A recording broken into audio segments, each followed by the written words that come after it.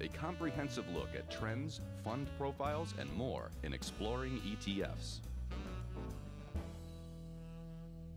Regional bank ETFs are what we're going to explore this time around with our ETF Research Director, Nina Mishra. And these regional banks and financials, they've been doing okay lately. Yes, so financial stocks are the best performers within the major S&P sectors.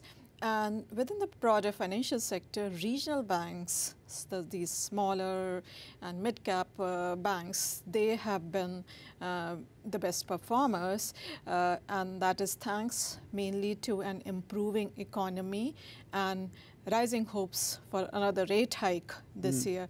You know, the Fed fund futures currently suggest about 93% probability of a rate hike, another rate hike by the Fed in December.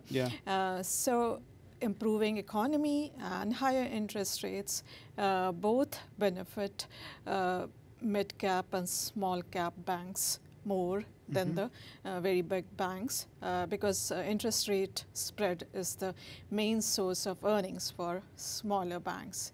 And speaking of earnings, the banks are going to be reporting their third quarter earnings beginning on October the 12th, which is tomorrow. Yes, starting with some of the bigger banks. Regional banks come a little later.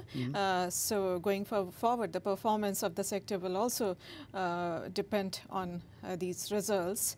And if there are any tax reforms, there's a question mark there. If anything gets done there this year, then that will also benefit regional banks more than the bigger banks. All right, let's take a look at some of these.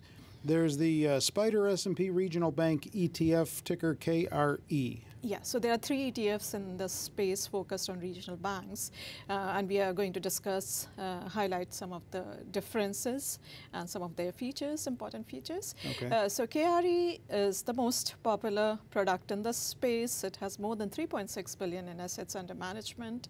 It's an equal weighted ETF, so it has about 109 holdings, which it holds in almost equal weights. Very cheap ETF, 35 basis points in expenses and a dividend yield of about 1.4%. Nothing to brag about, but it's okay. Yeah. Then there's the iShares U.S. Regional Bank ETF. And so the ticker is IAT. It has about 690 million in assets under management. It has 53 holdings, but it is very top heavy.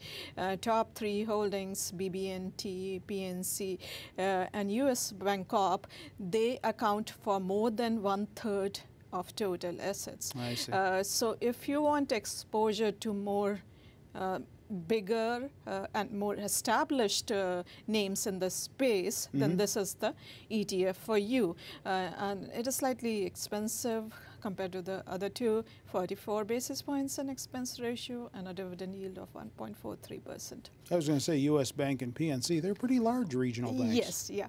Within that space, they are the established big players. All right, and then finally the PowerShares KBW Regional Bank portfolio. Yes, so it has about 146 million in assets under management. This is also an equal weighted ETF, but it has only 50 holdings, so more concentrated exposure, but in equal weights.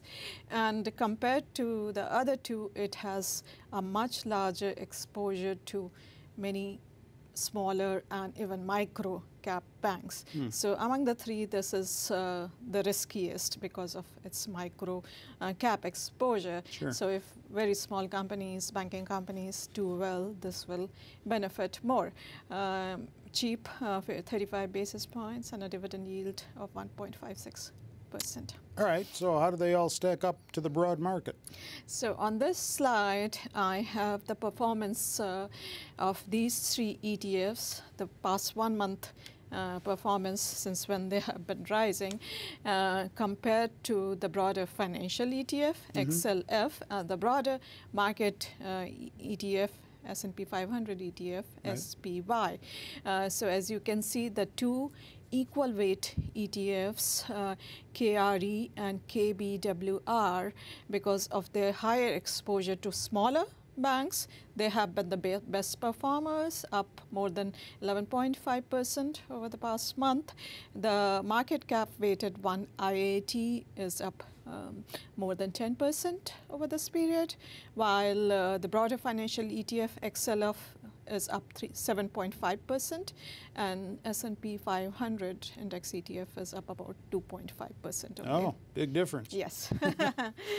Do you own either of these? I don't. Okay. Check out more ETF information in that section of Zacks.com. That's our website. Get over to the homepage. Use the Funds tab in the top toolbar to navigate right over to the ETF section of Zacks.com. With Nina, I'm Terry Ruffalo.